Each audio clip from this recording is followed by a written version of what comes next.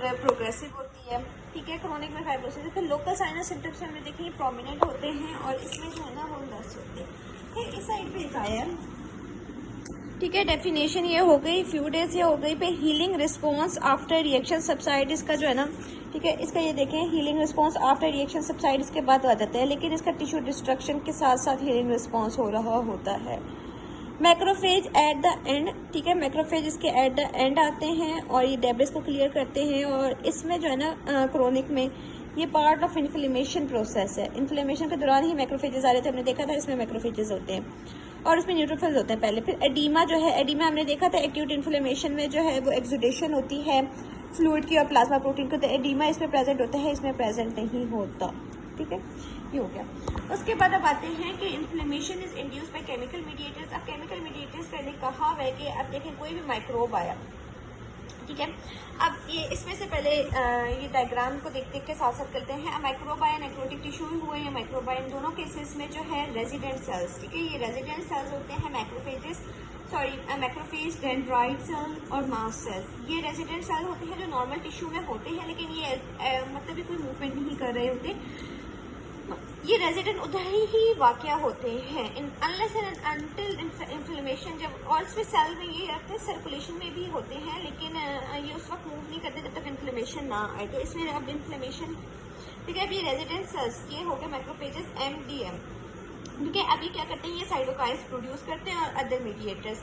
अब जो मीडिएटर्स है ना, हमने देखा है वो प्लाज्मा प्रोटीन भी प्रोड्यूस कर रहा होता है। मीडिएटर्स जो है वो प्लाज्मा प्रोटीन भी प्रोटीन्स जो हैं वो भी प्रोड्यूस करते हैं। अब मीडिएटर्स क्या करते हैं, मीडिएटर्स ये है ना सर्कुलेशन में से, इसमें से प्लाज्मा और सर्कुलेटिंग ल्यूकोसाइड भी जो है ना वो इफ्लक्स करवाते हैं, ठीक है, प्लाज्मा का और सर्कुलेटिंग ल्यूकोसाइड्स का इन्फ्लक्स करवाते हैं, जहाँ पे तो प्लाज्मा का और सर्कुलेटिंग ल्यूकोसाइड का, ठीक है, जहाँ पे मतलब माइक्रोब आया हुआ है वहाँ तक लेके जाते हैं और इनको एक्टिवेट भी करवाते हैं वाइट ब्लड सेल्स को, ठीक है। हम लोग ने ये देखा साइटोकाइन के मीडिएटर्स का, एमाइंस हो गए, साइटोकाइंस हो गए, मीडिएटर्स का ये काम होता है, ठीक है।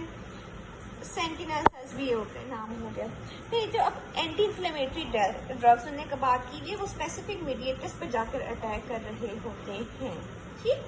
फिर आ जाते हैं अब जो मैनिफेस्टेशंस होती है ना इन्फ्लेमेशन की, वो उनको कार्डिनल साइंस, उनके कार्डिनल साइंस क्या होते हैं, ठीक है। कार्डिनल साइंस में आता है HRSPN, हीट, ठीक है। कार्डिनल साइंस इन्फ्लेमेशन कहते हैं, हीट हो गई, ठीक है। R से रेडनेस, S से स्वेलिंग, P से पेन और loss of function. Loss of function जो है ना बाद में एक्ट लगता है, ये 5 साइंस है इन्फ्लेमेशन की कैरेक्टरिस्टिक्स, जिसे हम लोग कार्डिनल साइंस बोलते हैं, ये लिखा हुआ है कार्डिनल साइंस, ठीक। फिर हम इन सब सिचुएशंस की बात करें, ठीक। इन सब सिचुएशन जो इन्फ्लेमेटरी रिएक्शंस है ना, ठीक है, वो कॉज ऑफ डिजीज।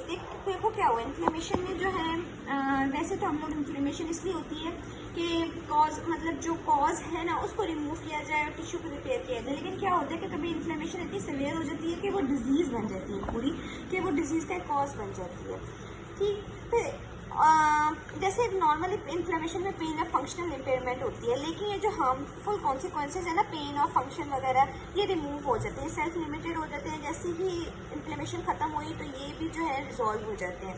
लेकिन कभी क्या होता है कि इन्फ्लेमेशन मिसडायरेक्टेड हो जाती है, मिसडायरेक्टेड 3 केसेस में होती है, ठीक है। यहाँ पे मिसडायरेक्टेड हो जाती है, फॉर एग्जाम्पल ये अपने ओन टिश्यू को डैमेज करना स्टार्ट कर देगी, या ये हार्मलेस इन्वायरमेंट में, जैसे कोई एक हार्मलेस इन्वायरमेंट है, ठीक है, फॉर एग्जांपल एलर्जीज, स्किन एक हार्मलेस इन्वायरमेंट है, लेकिन इन्फ्लेमेशन उसमें आके रिएक्ट करती है, जैसे एलर्जीज हो गई, ठीक है, और प्रोलॉन्ग्ड हो जाती है। कुछ केसेस में इसमें था ट्यूबरक्यूलोसिस में, ठीक है, लेकिन इधर है कि मतलब इरेडिकेशन में नाम दिया हुआ है, ठीक है। अब उसके बाद हम लोग बात करते हैं reactions, inflammatory reactions underlie common chronic diseases such as rheumatoid arthritis, atherosclerosis.